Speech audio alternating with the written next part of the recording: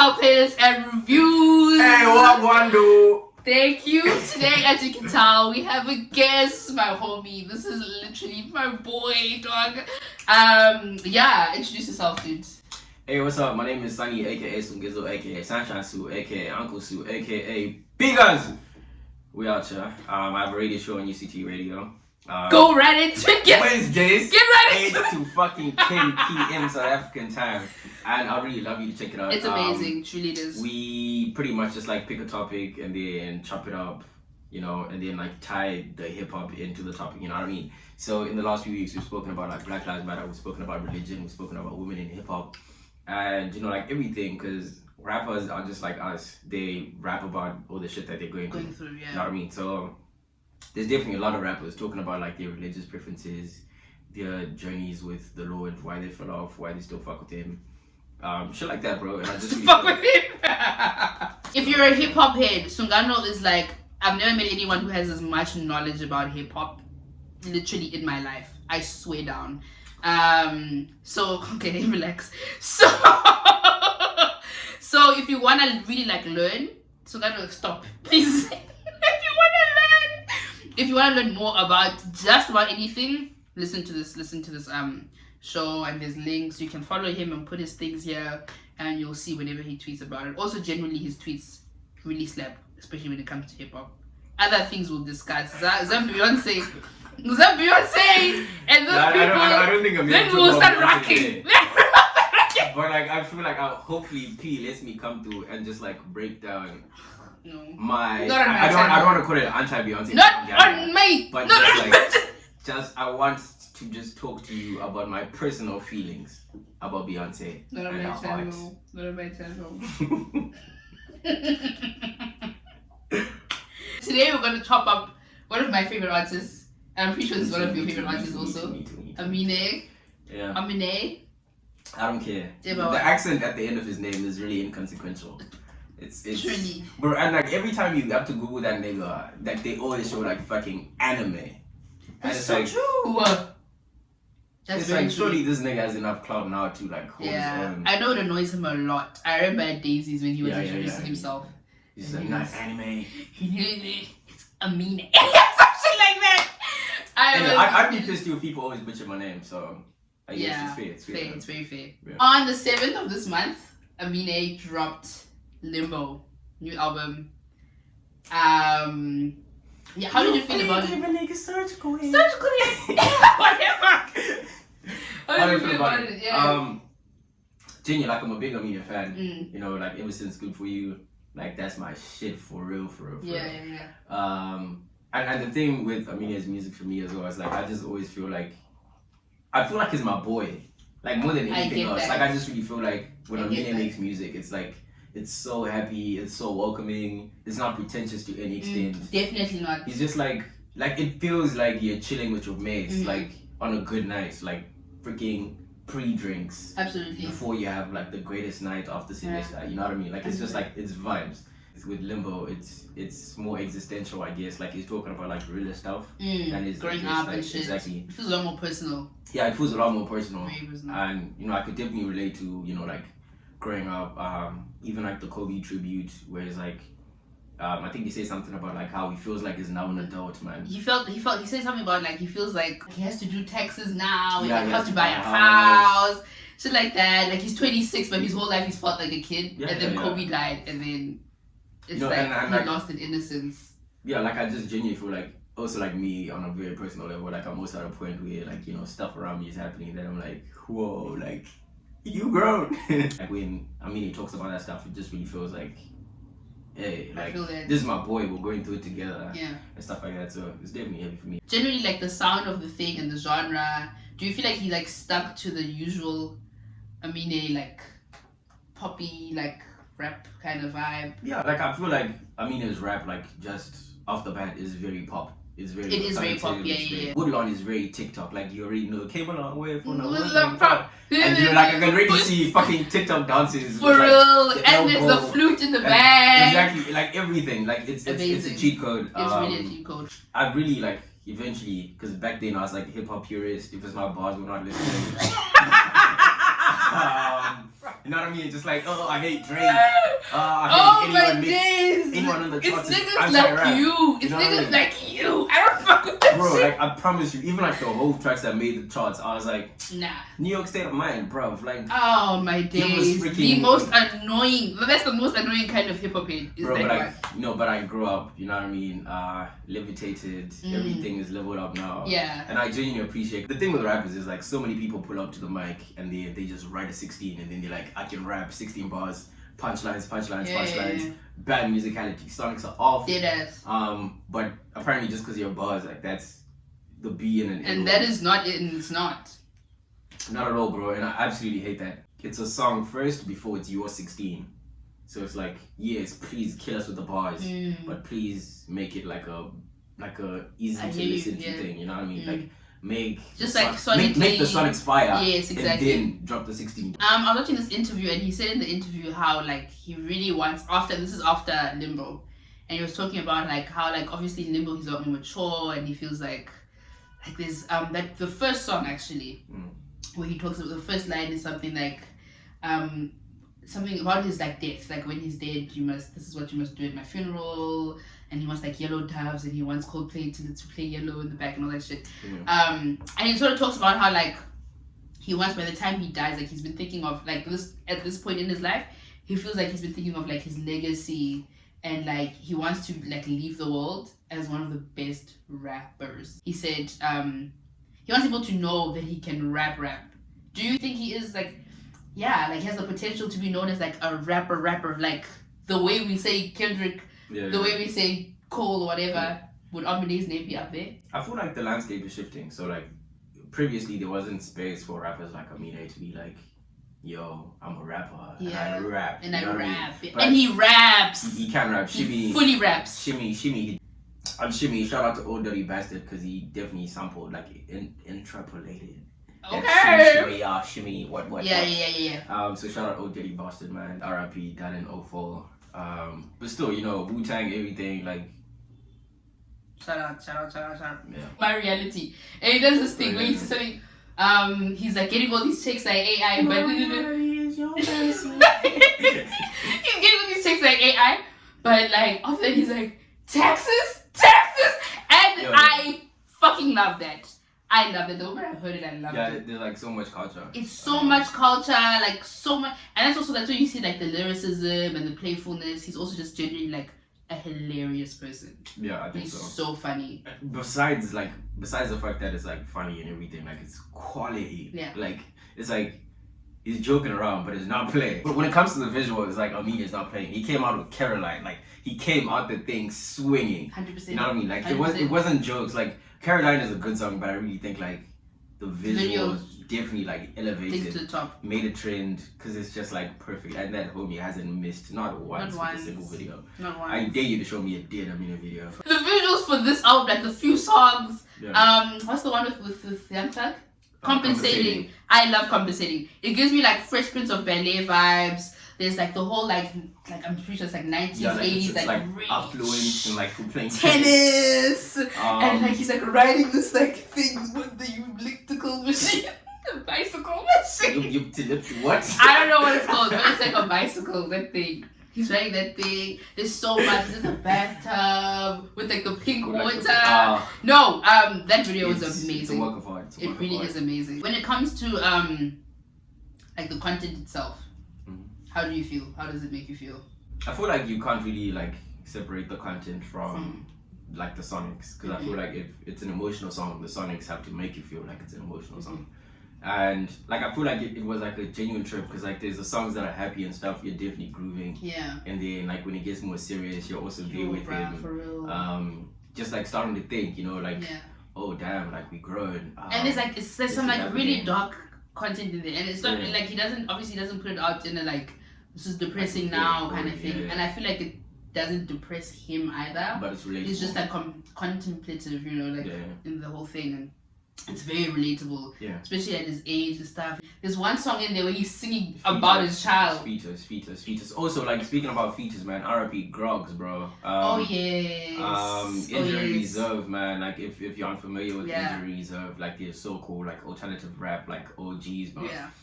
maybe not OGs, but like they've been around for a couple years. Mm-hmm. They make like some really cool music, genre blends with like a lot of like electronic. Mm. If you love Vince Staples, you love Injury Reserve. If you love Rico Nasty, you love them. If you love Slow Tie, you love Injury Reserve. And like one of the rappers in Injury Reserve passed away like this earlier in the year, year. right? Yeah, So that's obviously sad, bro. But like R.I.P. Grugs, man, you did a lot for the culture. So there are some songs in there where I feel like he sort of strays away from the usual. Amine, maybe I'm wrong. There's a couple R&B. There's the one with Summer Walker, and I know I'm not an R&B gal, so I was like, okay. No, I feel like he's I'll probably skip this one. Like I would. I'm not gonna lie. No, but like this whole album is definitely singing more. We saw glimpses of it in like Good For You. Yes. And 1.5. But like this one, he's singing like a lot more. Like it's more him and his vocals and like the many different things that he can do with it, which is dope. Yeah. Which also shows that like he's really going for that number one. You know, like he's not like he's elevating as an artist. Absolutely. I still feel like it's like pretty much the same project as his previous ones. Like I don't think so. Like it's exactly what I expect from Amine. Like there's nothing from this project that I was like, oh, this is new. I mean, the first time I heard it, it didn't sound. It sounded so different. Not so different, but it sounded different until I heard Woodlord, which is like the third song. I was like, okay, yeah. I was like, okay, yeah.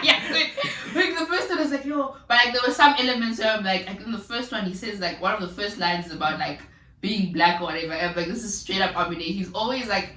And like his commentary on like racist stuff isn't like structural racism. It's just like white people are annoying kind of thing. But he has a whole song on the thing where it's lamenting not being able to. Apparently that song was actually outside forces of interracial. Listen, let me tell you. Apparently, is this your king? No, listen. Apparently in that song, he was like basically like. Obviously, this is what his mom is told, like, don't bring no white girl home and shit. And he talks about apparently how, like, back where he comes from in Portland, I think, in Woodlawn, he had, like, lots of little white friends and shit. And he didn't even realize that, like, this was racist. He just felt weird about it. But, like, people calling him nigga for, like, jokes and shit like that. And, like, I don't know. I think this was less of him wanting a white girlfriend and more of him just like man, like you guys, and like yo, listen, man, like I really feel like just by virtue of it being called Becky, it's already here's my chat with this whole entire situation. Interracial dating is valid. It's like love who you love. We're all equal, I suppose, in a very dreamy sense. Ideal world. Man, but like the thing about this nigga is like Jim Crow ass romance ass story, man, is like we don't care. No, what's good? No. Don't say that. I really feel like it's valid. Like if you're in love with a white girl, that's calm. That's calm. I don't think he's in love with I really don't think he's in love with the white girl. Or maybe he's dating one. I don't know. I don't think so. If I happen to catch feelings for a white thing, bless, that's what the Lord intends. You know what I mean? But like with everything but like with everything that has happened in the past, you change. Like it's not easy, bro. Like I don't think I don't think he would do that, bro. I don't think so. The thing is as well, like it's with alternative rap and it being like a very white adjacent. Yeah. Lots of white people like love this shit. Amine probably has like 1 million white fans. Obviously, he has so many.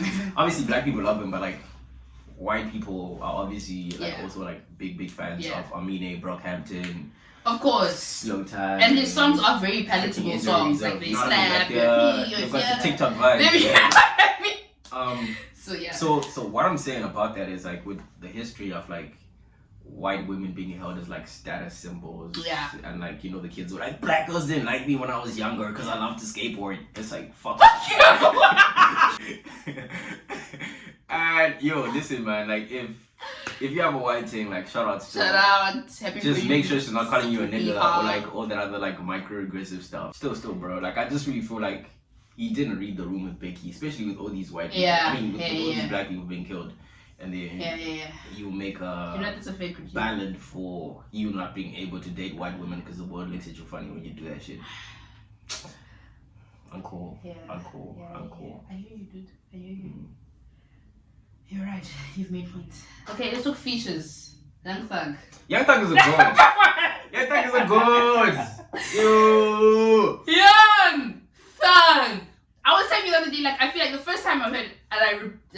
I feel so bad for ever saying this. But like the first time I heard Compensating, and I heard his like opening, like the first 2 lines, I was like, is that Chance the Rapper? Like, I literally, my phone was there, and like ran to my phone to like see who it is. And it was Young Thug. Then I was listening, I was like, oh shit, this can only be Young Thug. Truly. And his flow just went harder and harder. And he does that. I don't know what it is, but it's just a feeling. Hey man, like, he was a perfect feature on that song. Thug is the GOAT. Like I'm still to find a song. I'm so proud of Amine. Like a sound or whatever that Thug can hop on and murder. Truly, you know what I mean? Truly. Put Thug on a gospel song with Rebecca Maloff. You kill it, you murk it. He's eating that shit. Deadass. It's a GOAT. There's really nothing more to say. You know, apparently for Compensating, Thugger wasn't even like, this was a song that I think it was T Minus who produced Compensating. And T Minus just had that song, Young Thug was rapping on this beat, let's put it on the song. And you wouldn't even think that like there's no correlation. It just merged. Both from Amine's verses to Young Thug together, it was like it's like they were spoiled. You guys. Whatever people Zoom. How can you be such a perfect artist? Bro. A perfect artist. First of all, Amine and T Minus don't miss. I think they're like people songs in this album, and those were like golden. Yeah. I think I still need to do my research on whether they've worked together before. Bottom line is Thug is the GOAT. Like if you think Thug is whack or whatever, mumble rap, shut up. Nonsense! You can't still be doing that in Big 2020! Shut your mouth. At the big age, you're still capping. You're still not about mumble rap. Nah, mumble rap. And it's also more than exactly like just like calling it mumble rap. It's just like that term is a scam. It's just I hate it. The term mumble rap was made by insecure people, 16-bar rappers. Who can't make music. They can't make music. No one listens to you. You're washed. That's who made that term mumble rap. If everyone was just actually, like, I'm not gonna use it again. Same boom bap song that I made 50 times, people don't care anymore because people actually. It's not real music. It's not real music. So it's if you still call it mumble rap or you think mumble rap is washed, then you're washed. Okay, so how do you feel about this project compared to 1.5 and compared to Good For You? I know I've sort of asked you, but like, if you were to like rank them. Cool. I think I'm actually gonna just like place them in the order of like how they dropped. Okay. Like I feel like I can definitely see like the growth from like Good For You having like 1 or 2 songs like just like Caroline or maybe another song that you could find maybe or like Heebie-Jeebies. Exactly. Like a couple songs that could like pop. And then like you go to like 1.5, it's like more songs that could pop, and now you have like Limbo with like even more songs that could pop.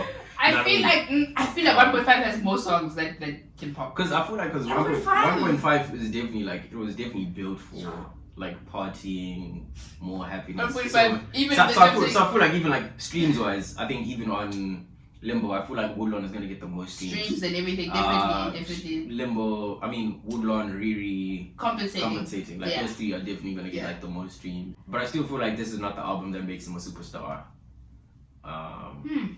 Like it's definitely good. Like definitely good. A lot of more people listen to it than people listen to his previous projects. But I don't think this is the one that makes him a superstar. I think like this one just like elevates his status to like a. I'm even gonna say like C-list celebrity, bro, but like C-listed. I swear. B. Not B. B. B is like J. Cole. Come on. Like who's A? Like Kanye. Oh.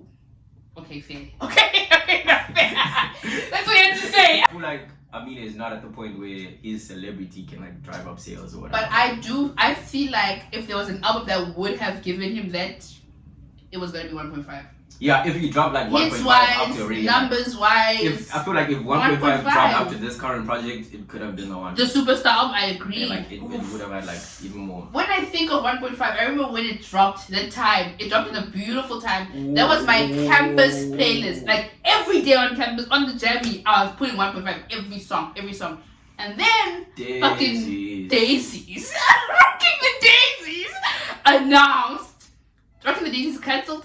Gold Link. I was like, womp. Golden cancels like this is like 2-3 days before. It was literally the day before, dog. No, it was a little bit more. So it was like 2-3 days before Daisies. Nah. And then they announced it like, oh sorry guys, Gold Link isn't coming anymore. We're putting Amine.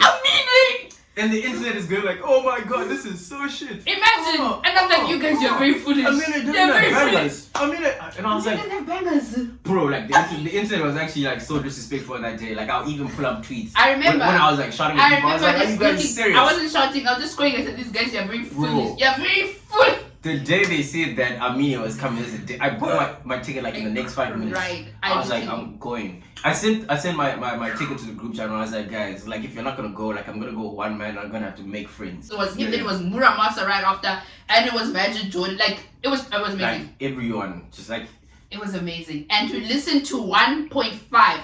To listen to 1.5 after I had been listening to 1.5. Yes, it had just been dropped. Bro. And I'd been listening to this thing. Then to see him sing Reel It In, Ratchet Selling Girls, Can't Do. Amine is performing one of the songs, bro. So like obviously because everyone was hyped, someone like elbowed me in the nose. I'm literally like bleeding, bro. So like obviously like I went down to be like, oh, I just got punched in the nose. And then like I just like got up because I was like, this is still Amine. Yeah, and like my nose is still bleeding. You can see like tissue on me, bro. I'm so dead. And like I'm just vibing to this homie. We've talked about visuals, we've talked about the sound, his maturity. Do you have any favorite songs? Like favorite songs? Favorite songs?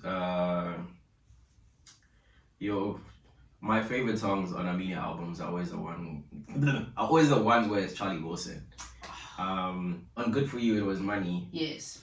100%. He just talks about like his relationship with money.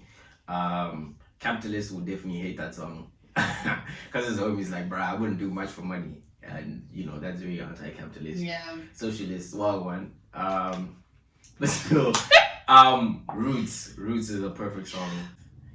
Jid comes through with a fire. Jid never miss. Jid never misses. Like, putting down his credentials, like every time Jid does really, like, anything, you're this like, guy could be the greatest rapper. I genuinely believe Jid is gold. Jid is definitely on his way up, man. Because the way Jid executed that song, like he rapped, he sang, he did like funny, catchy things with the He's like hard. No, he's hard. Like Jid, Hikey. Like if we're ready to start a dialogue, I'll tell you that Jid can body call on the song. I agree. Jid is the best rapper on that Dreamful. Oh yes. On that Dreamful. On Dreamful. On that Dreamful roster, Jid is the rapper, like rapper. Yeah, like if you want a rapper, if Dreamville was to do a cipher, you know, you want Jid. Jid is the. Jid is smoking everyone. Exactly. Yeah. Slow Tie. I wish Slow Tie had like more. I wish Slow Tie had like 8 more bars in that song. That was so amazing. Pressure in My Palms is wonderful. I just wish Slow Tie had just like more to say. I agree. I concur. Vince Staples still delivered. And P was telling me the other day. My boy. You people on the internet. People don't like people on the internet just saying, "Damn, my boy, Vince fucking Staples is whack," and I'm mad. No, they didn't say Vince was whack. Listen to the way they said we like, and I'm not one of them. Let me move myself to you. So God, don't look at me like that. They said, Vince Staples. Something like we need to be honest with ourselves because most of us fuck with Vince Staples more for his personality than his like rapping and his music. And then some people of course were saying that his music is trash. Man. Which it's not.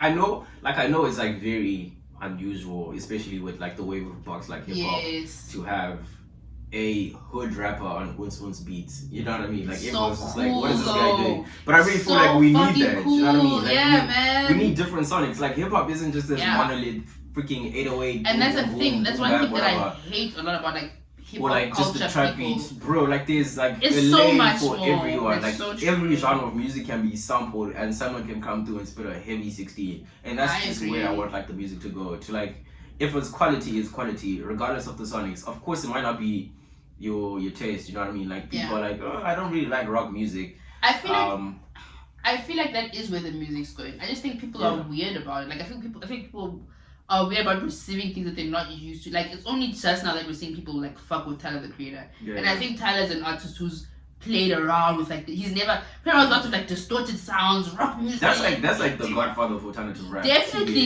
Yeah. Anyway, I feel like we've gone so much over time. Do you have any like last little words or comments? I think I'm gonna rate like Limbo first. Yeah, sorry, I forgot. Let's rate it out of 5, or should we do out of 10? Out of 10, I think 10 is kinda. Okay. 7. Wow, that's low for me. Hmm? That's low. I feel like when we're talking 8, 9, 10, like you're now a superstar. Yeah, but 8. No, I feel like independently, like it's a very good album. Everything happens, but I feel like this is also like a part of his career where he's probably got an eye out for becoming like a global sensation or like a bigger artist than he currently is. I don't really think this elevates him that much, so for that reason, like, I'm giving him a 7. Like commercially, he's gonna make a lot of money, but like not the like it's not like a weekend glow up. You know what I mean? Like it's not like Trilogy or like Kissland to Beauty Behind the Madness. It's just Amine. Okay, I hear you. That's why I give him a 7. I would. Okay, I get you. Like, obviously, in the grand scheme of things, when you talk about like superstar shit, I get why you give 7. I think for Amine and like his discography, I would probably give this like an 8. I would really give this an 8. Like, I really think this is for Amine. Like, as an artist, like I think this is like a really like a benchmark in his career. And like very like. Yeah, I don't know. It was just so personal. It was so personal. He definitely like addressed a lot of stuff. It was so personal, and he really like poured into it. I believe in this project, and I do think that it offered like some different things to the other 2 albums, like significantly different. Yeah, which is why I think I'll give it an 8. Also, it genuinely like it's taken me a while though to like really like fuck with it. But now I do, and I'm like, okay, I really like this. So I think I would give it an 8, maybe a 7.5, but an 8 I think I would be happy with. It's cool. I'm mad at that. Anyway, thank you all for watching Power Players and Reviews. Please keep an eye out for the playlist, which is going to be in the description below. And obviously it'll have lots of Amine songs, but also a bunch of other artists who I think are similar to him and probably embody the same our OP makes me like allows me to contribute to the playlist. We'll discuss. No, you'll definitely contribute to the playlist, 100%. But yeah, otherwise I'll put Sungano's handles down there in the bio as well, in the description, but also on the page here. And yeah, thanks for watching. Please like, please comment, please subscribe, and turn on the notifications. Okay, bye.